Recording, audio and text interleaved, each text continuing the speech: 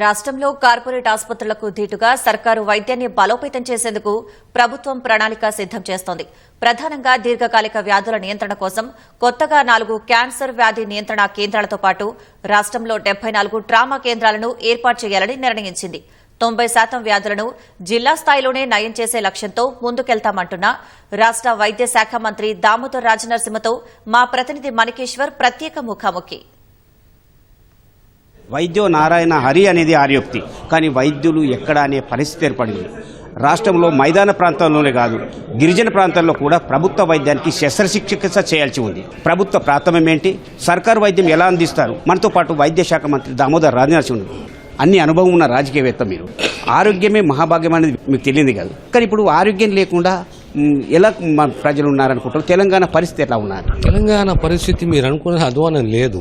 ఒక్కటి, ఇది నిరంతరం దీన్ని అప్గ్రేడ్ చేసుకుంటూ కృషి చేసుకుంటూ సేవలు అందించుకుంటూ పోవాలి. అది గ్రామీణ ప్రాంతమే కానీ, ట్రైబల్ ఏరియాసే కానీ, సెమీ అర్బనే కానీ, అర్బనే కానీ, పిఎస్సీలే కానీ, సిఎస్సీలే కానీ, ఎప్పటికీ ఓ విజన్ తోటి కమిట్మెంట్ తోటి సామాన్యుని ఏ రకంగా కాపాడుకోవాలని కమిట్మెంట్ తోటి పోవాలి. ఆ దిశగా మా ప్రయత్నం ఉన్నది. అందుగురించి ఈరోజు మంచిర్యాలలో వచ్చి ఇన్ని అనౌన్స్మెంట్ చేస్తున్నాం. మెడికల్ కాలేజీలు కానీ, సూపర్ స్పెషాలిటీ హాస్పిటల్ కానీ జిల్లాకు ఒకటే కాకుండా రేపు నియోజకవర్గానికి ఒకటైనా ఆశ్చర్యపోనక్కర్లేదు. కానీ వైద్య మంజూరులో వైద్యుల పాత్ర కీలకం, వైద్య సిబ్బంది పాత్ర కీలకం. అది అనుకున్నట్టుగా మన రాష్ట్రంలో లేదు. ఏమంటారు? ఆల్మోస్ట్ 80% 75% వైద్యులు ఉన్నారు. మాది రిక్రూట్మెంట్ కొనసాగుతున్నది.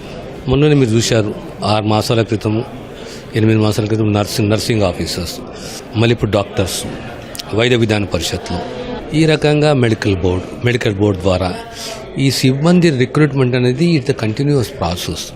హెచ్ఆర్, ఇన్ఫ్రాస్ట్రక్చర్, టెస్టింగ్, డ్రగ్స్, ఈ 4 అంశాలపైన మా కాన్సన్ట్రేషన్ ఉన్నది. సామాన్యుడు అన్నిటికీ పట్నం పోకూడదు.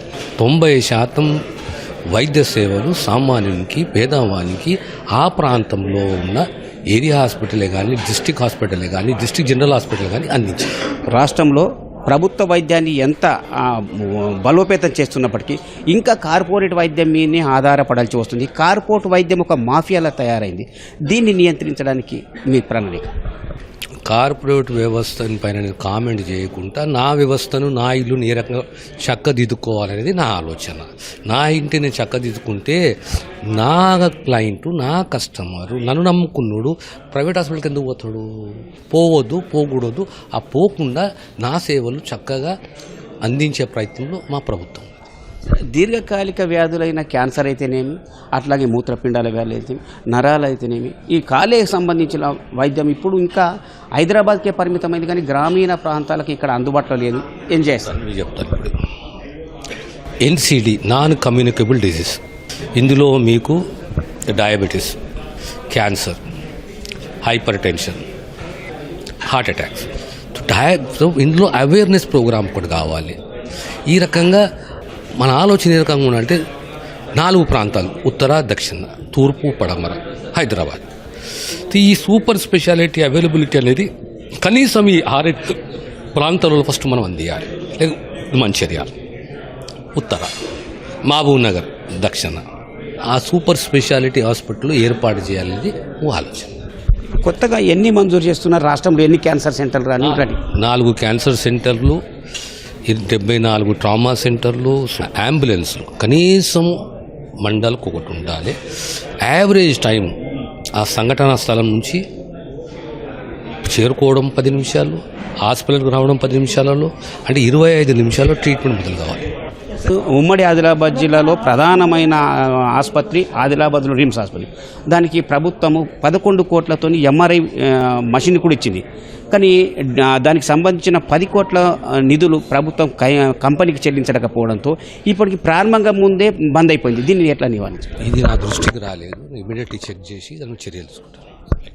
ఇది రాష్ట్ర వైద్య శాఖ మంత్రి దామోదర్ రాజనరసింహ అభిప్రాయం. అంటే పేదవాళ్ళ ఆరోగ్యానికి ప్రాధాన్యం ఇవ్వడం తమ ప్రభుత్వ లక్ష్యం అనే మాట వినిపిస్తుంది. కార్పొరేట్ వైద్యానికి ప్రాధాన్యం ఇవ్వడమా ఇవ్వకపోవడాన్ని పక్కన పెడితే ప్రభుత్వ వైద్యం ఎలా అందించాలనేది ముఖ్యమనే అభిప్రాయం వస్తుంది. కెమెరామెన్ కిరణ్తో మణికేశ్వర్, ఈటీవీ న్యూస్, ఉమ్మడి ఆదిలాబాద్ జిల్లా.